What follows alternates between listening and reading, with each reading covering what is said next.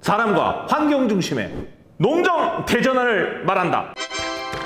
선진적 노트기 시작!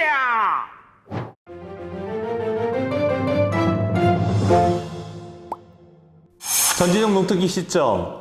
오늘도 여러분들과 함께 할 이야기는 바다에 대한 이야기, 수산, 어촌, 어민에 대한 이야기를 오늘 해보려고 합니다.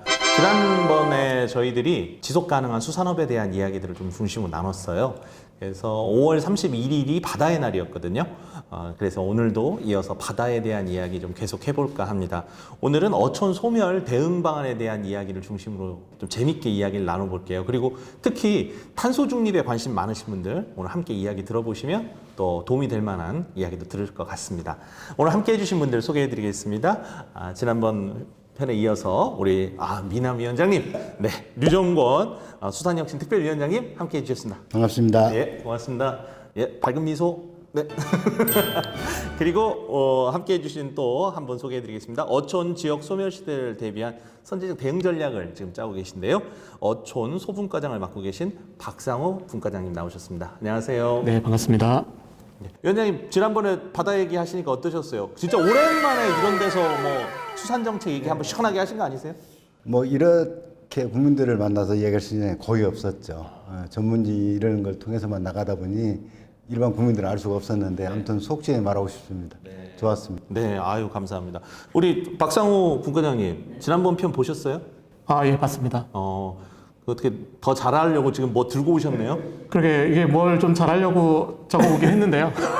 오늘 어쨌든 열심히 해보도록 하겠습니다. 예, 편안하게 말씀하시면 됩니다. 저희는 부담 없이 보시는 분들도 부담 없고 말씀드리는 저희도 부담 없이 여러분들과 만나려고 합니다. 전지적 농특기 시점 오늘 이야기를 좀 시작해 볼게요. 여기는 핫하고 친절한 전지적 농특기 시점!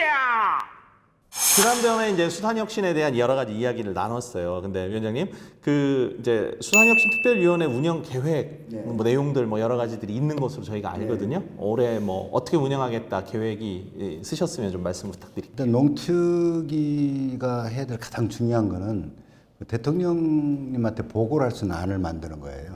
본회의에서 통과를 시키는 게 제일 중요한데 저희들은 이제 금년도에 한 3건 정도를 지금 구상하고 있습니다. 가장 지난 첫 번째가 어촌 소멸 위기 대응.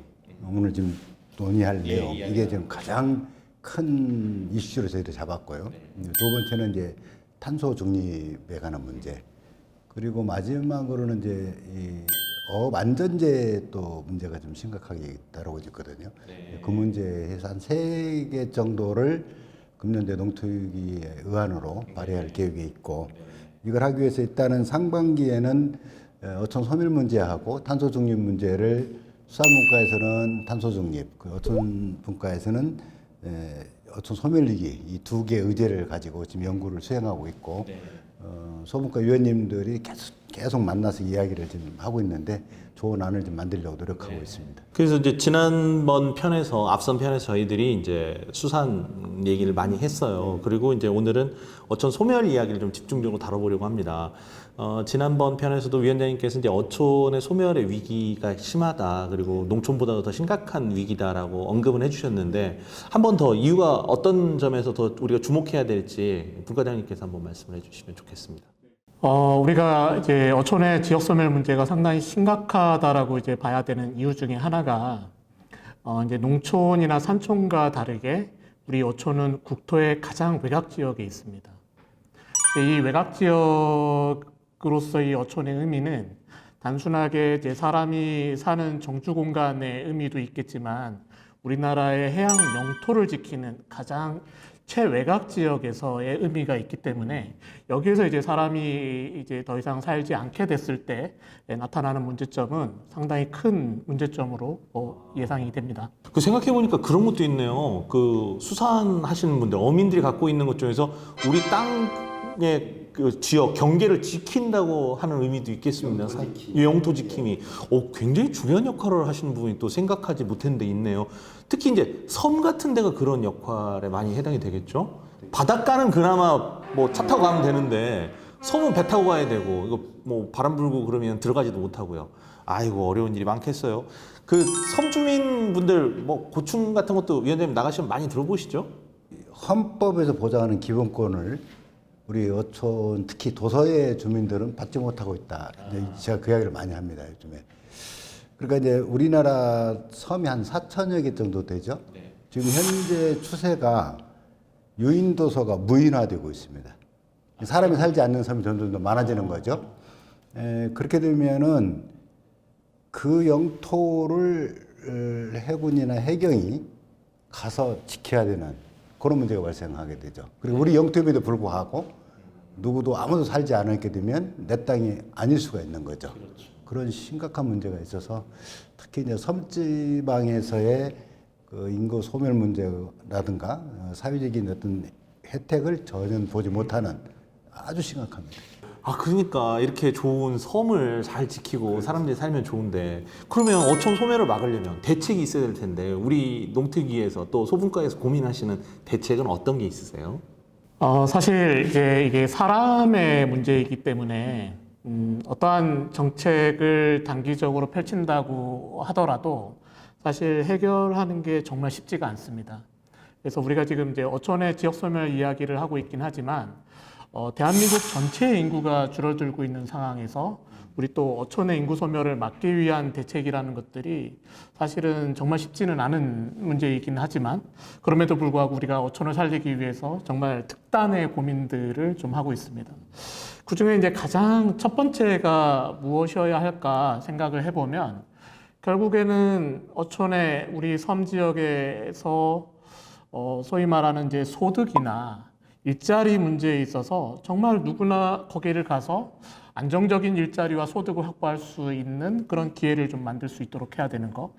그리고 이제 또 정말 중요한 거는 아까도 얘기했지만 삶의 질이라는 거가 사실 섬이나 어촌 지역이 상당히 낮습니다. 그래서 이런 그 삶의 질을 개선하기 위한 좀 실질적인 정책과 사업들이 좀 추진돼야 될 것 같다 이런 말씀드립니다. 그래요. 말씀으로만 들으니까 좋은데 뭘 어떻게 하시겠다고요? 이거 답답하잖아. 말은 좋지. 소득 일자리 만들어줄게요. 삶의 질 개선해드릴게요. 더 말하는 건데 그거는 그렇게 하면 안 될 것 같고요. 선진적 노트기 시작. 어떻게 해야 돼요? 구체적으로 더 고민하신 거 지금 고민한 거 자 좋은 거 갖고 오셨으니까 그 안에 있죠? 빨리 꺼내 보세요. 뭐가 있을까요? 우리. 정말 어려운 이야기인데요. 근데 소득 일자리 얘기부터 좀 해볼게요.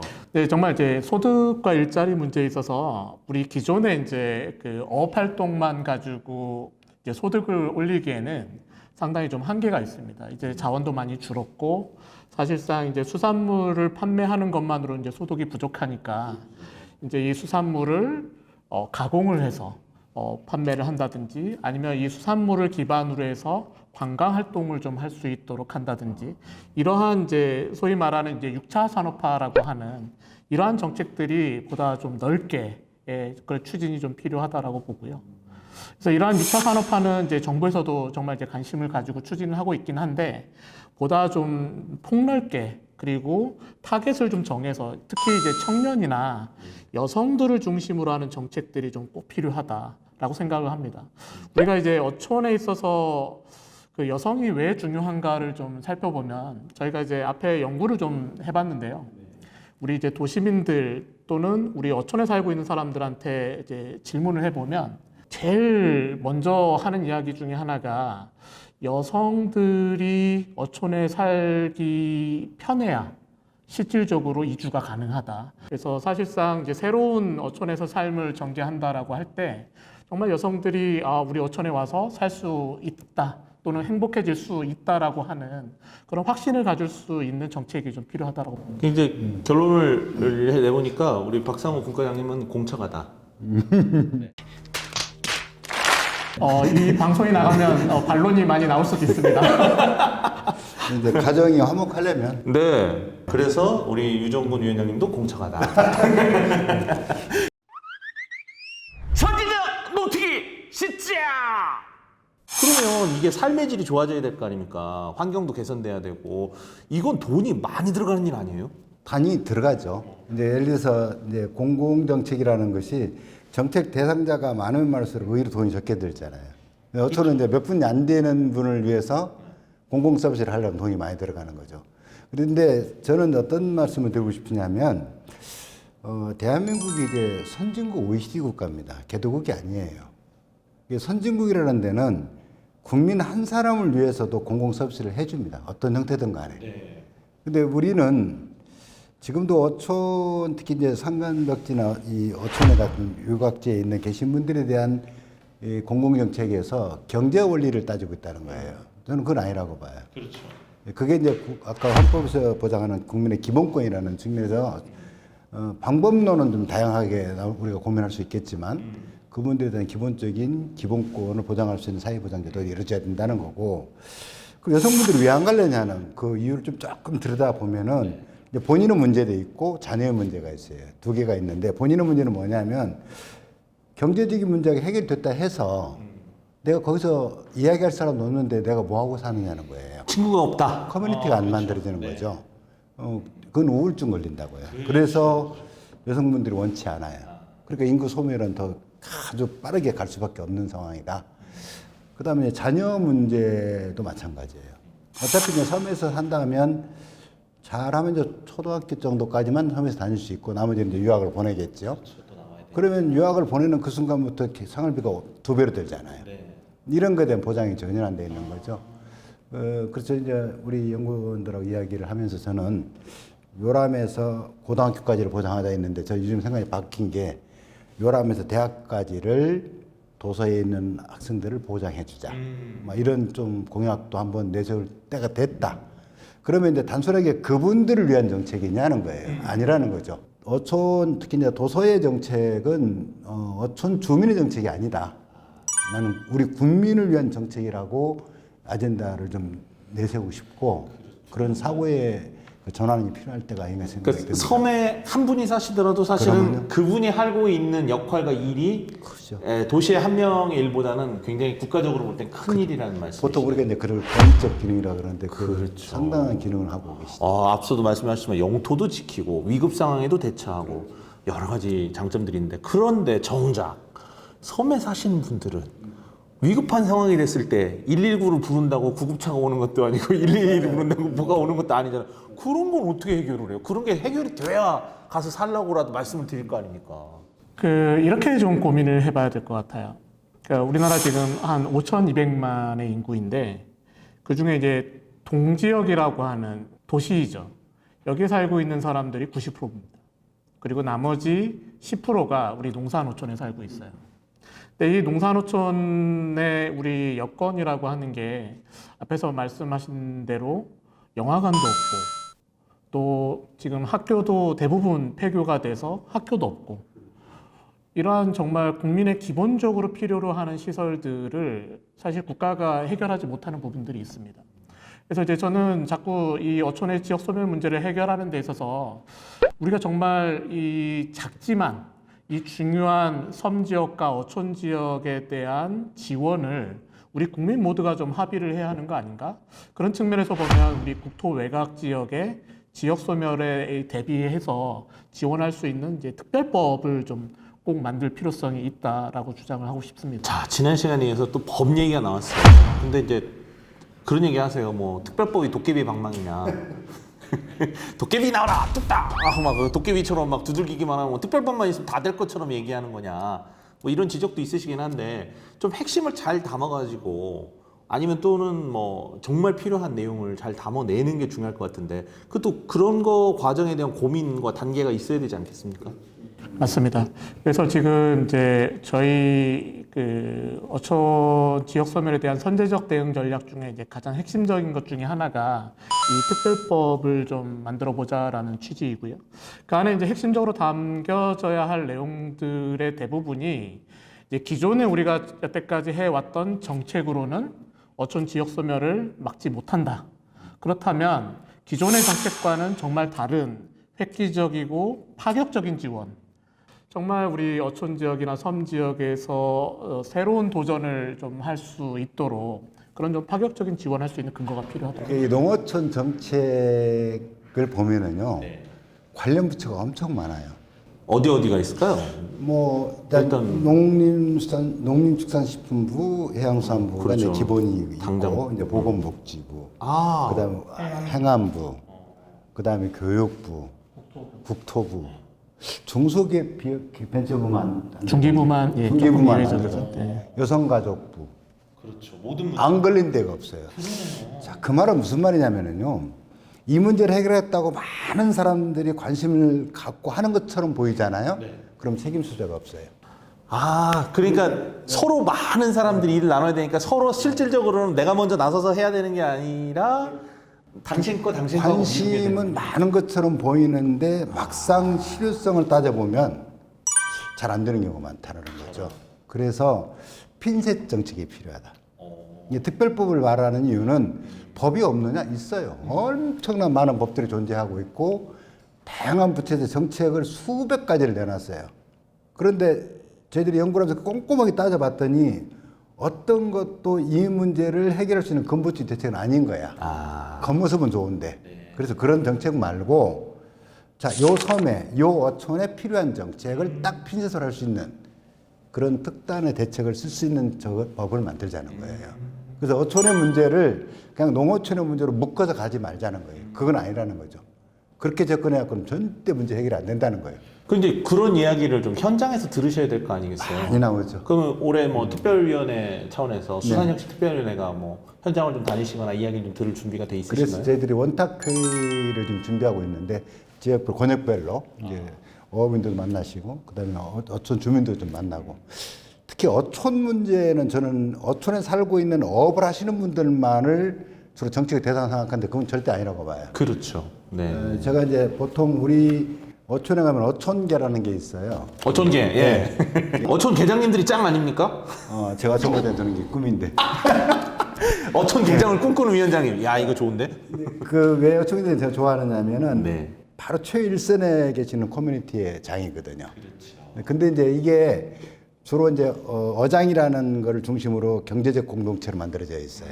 그런데 이제 그 부분들만 대상으로 우리가 정책을 쓰고 있는 거야. 근데 아니잖아요. 그렇죠. 어촌에 살고 계신 분들은 그런 경제 공동체 말고도 사회 문화 공동체가 존재한다는 거죠. 펜션 하시는 분도 계시고 뭐 카페 하시는 분도 계시고 근데 어촌 주민이라는. 근데 그분들이 왜 갔느냐면 어촌이 가지고 있는 인문 사회 자연적인 자원 그거를 활용하러 가신 거잖아.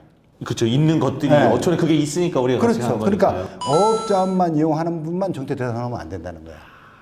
그러네요. 예. 그래서 저는 두 가지를 바꿔야 된다. 첫 번째 농촌하면 농민만 생각하는데도 그러면 안 되는 거고 어촌 어민만 생각하지 마라. 그래서 그 지역 주민, 그 다음에 국민까지 연결하는 정책으로 가야 된다는 거죠. 그렇죠. 농업 정책이 있는 것뿐만 아니라 농어촌도 있고 농어민과 플러스 주민, 농어촌에 살고 계신 주민까지. 그런 공동체가 만들어질 수 있도록 지원을 해줘야 된다. 왜냐하면 수많은 갈등들이 존재해요.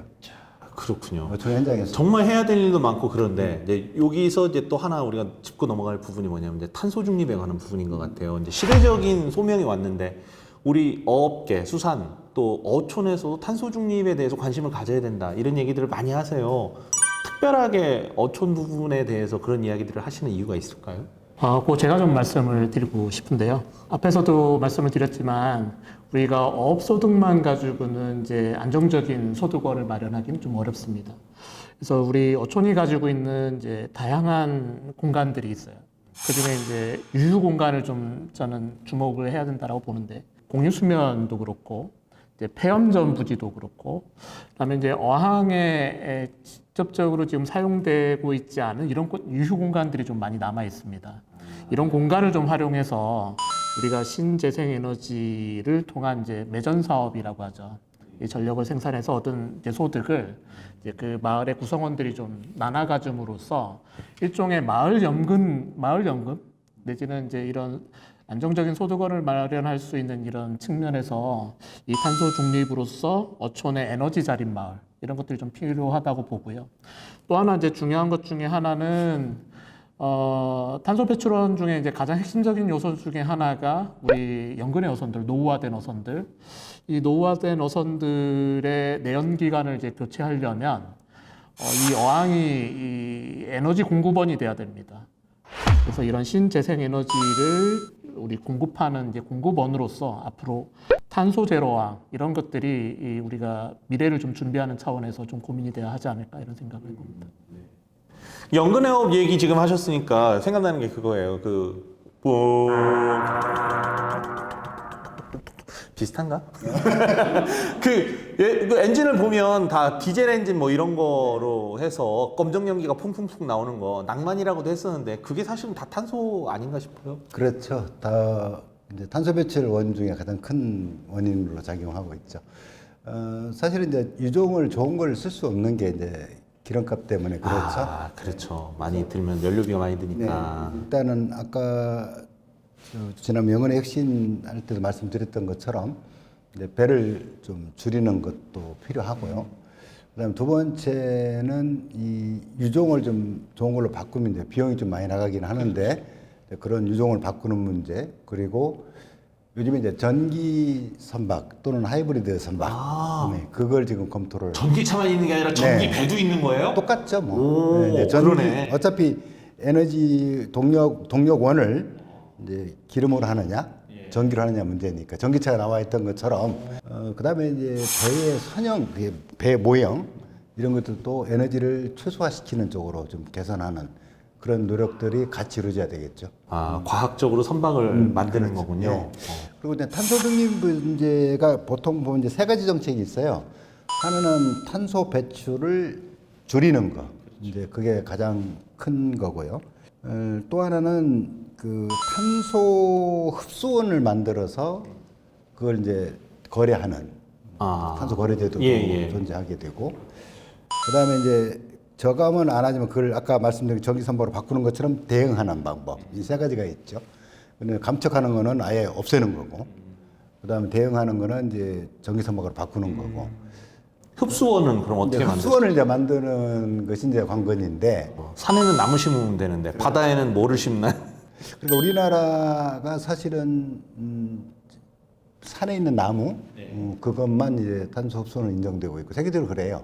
나머지는 거의 없는데 그 탄소 흡수원으로 바다에서 얻을 수 있는 게 뭘까 이제 고민을 하고 있는데 제가 생각하는 두 가지 정도가 하나 있어요. 이제 폐류 우리가 조개라고 그러죠. 네네. 이 조개 껍질을 형성하는 성분이 탄소예요. 아, 탄소가 상당 부분 흡수돼요. 그리고 이 지구상의 이 탄소는 보통 육상이 더 많은 것처럼 보이지만 실제는 아니고 바다에 더 많아요. 그렇군요. 왜냐하면 바닷물에 흡수돼 가지고 바다 물 속에? 의 70% 이상이 탄소가 농해돼 있어요.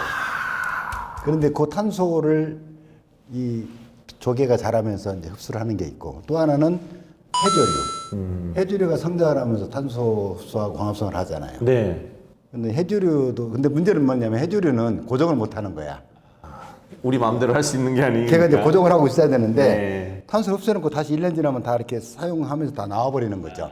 그걸 이제 고정할 수 있는 방법이 뭘까 이제 고민하고 있어요. 그러니까 이 해조류가 탄소를 흡수를 하고 흡수한 거를 고정시키는 방법, 그다음 폐각에다가 이제 고정하는 방법 두 가지 정도를 새로운 아이디어를 검토를 하고 있는데 연말에 한번 좋은 아이디어 나오면 한번 직접 작성하겠습니다. 아, 예, 여러분 기대하십시오. 연말에 우리 이정근 위원장님께서 재미있고 즐겁고 유익한 발표가 있을 것으로 예상이 됩니다. 반드시 올해 연말에 뵙도록 하겠습니다. 선진적 노트기 시작! 자, 이렇게 탄소도 잘 줄였다. 좋은데 바다 일을 하시는 분들의 안전 이런 건 어떻게 확보해야 좋을까요? 일단은 이제 대책을 말씀을 드리기 전에 우리 어업 현장의 산업 재해 이게 일단은 얼마나 심각한지 먼저 간단하게 좀 말씀을 드리고 그다음에 이제 대책을 말씀을 드리는 게 맞을 것 같아요. 뭘 많이 써갖고 오셨구나. 아, 네. 좀 준비를 했습니다. 우리 요즘 이제 산업재해에 대해서 상당히 이제 사회적으로 관심을 많이 가지고 있습니다. 우리 건설 현장이나 얼마 전에 이제 항만 현장에서도 아까운 이제 청년이 목숨을 잃었는데요. 우리 어업 현장에서도 많은 우리 어업의 종사자들이 작업을 하다가 이제 목숨을 잃거나 아니면 좀 치명적인 재해를 입는 게 상당히 많아요.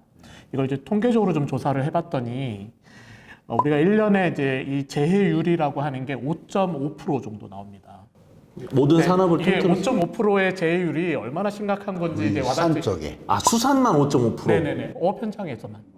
이게 이제 5.5%가 얼마나 심각한 건지 이제 체감하지 못하실 건데, 제가 개인적으로 이제 캐나다나 유럽의 이런 어업 현장의 재해율 관련해서 이제 그 나라 가서 이제 인터뷰를 하는 과정에서 그 나라들은 대개 한 0.7%, 0.8%의 제휴율을 가지고 있어요. 그런데 그 나라는 그 정도의 제휴율이 그 나라 전 산업, 모든 산업 중에서 가장 위험한 산업입니다.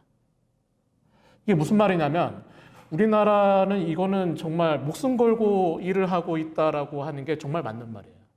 그만큼 이제 심각한데 그동안 이제 여러 노력에도 불구하고 이 어업 현장의 산업재해라는 게 잘 개선이 되고 있지 않더라. 그 이제 원인 중에 하나는 앞에서 말씀하셨지만 바다에서 작업을 하다 보니까 이 안전 관리를 유지하기가 상당히 쉽지가 않아요. 그리고 사고가 발생하더라도 응급 대책을 마련하기도 쉽지 않고 더 중요한 문제는 우리 어업 활동에 종사하시는 우리 어업인들이 인식이 조금 바뀌어야 되는 게 있습니다. 사고를 경험한 사람들의 70%가 다 내가 부주의해서 사고가 났다라고 생각을 해요.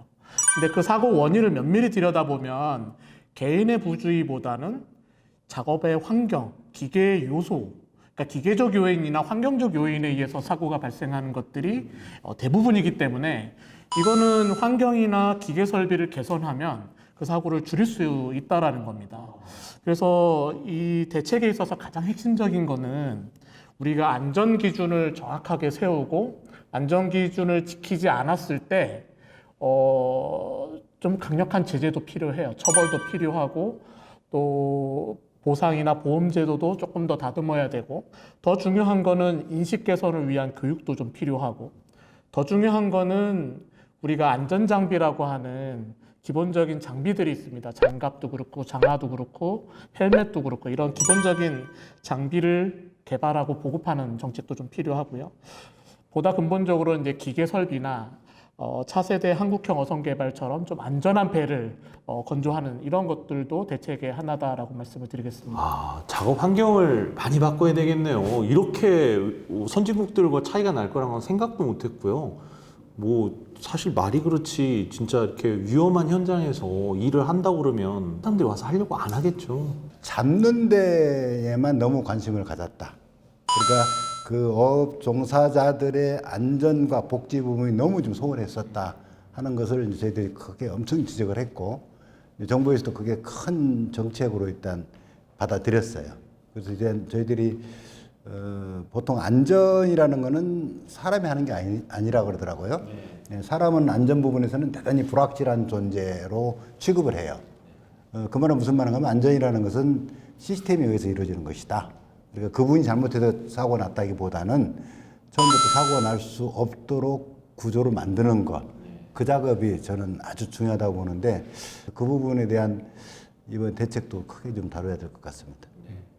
자, 이제 수산혁신특별위원회가 만들어지면서 저희 농업농어촌특별위원회 안에서도 이렇게 말씀드렸던 것처럼 다양한 이제 의견들을 더 모으고 전국을 다니면서 또 현장의 분들의 의견도 모아서 최대한 우리가 변화하고 더 나아질 수 있도록 만드는 그런 꾸준한 노력을 해갈 것으로 기대가 됩니다.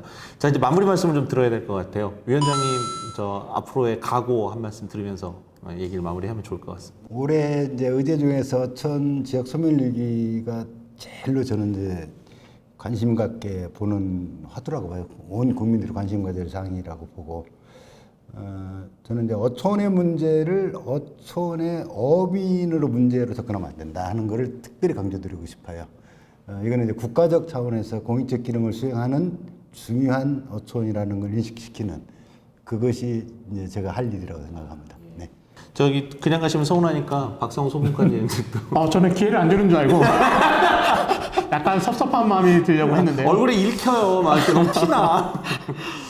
저는 마지막으로 꼭 이 말씀을 드리고 싶습니다. 우리가 이제 그 고도의 압축 성장을 거치면서 이제 도시는 정말 이제 고도 비만이 됐고요. 우리 어촌은 이제 영양실조를 넘어서 이제 거의 고사 직전에 있습니다.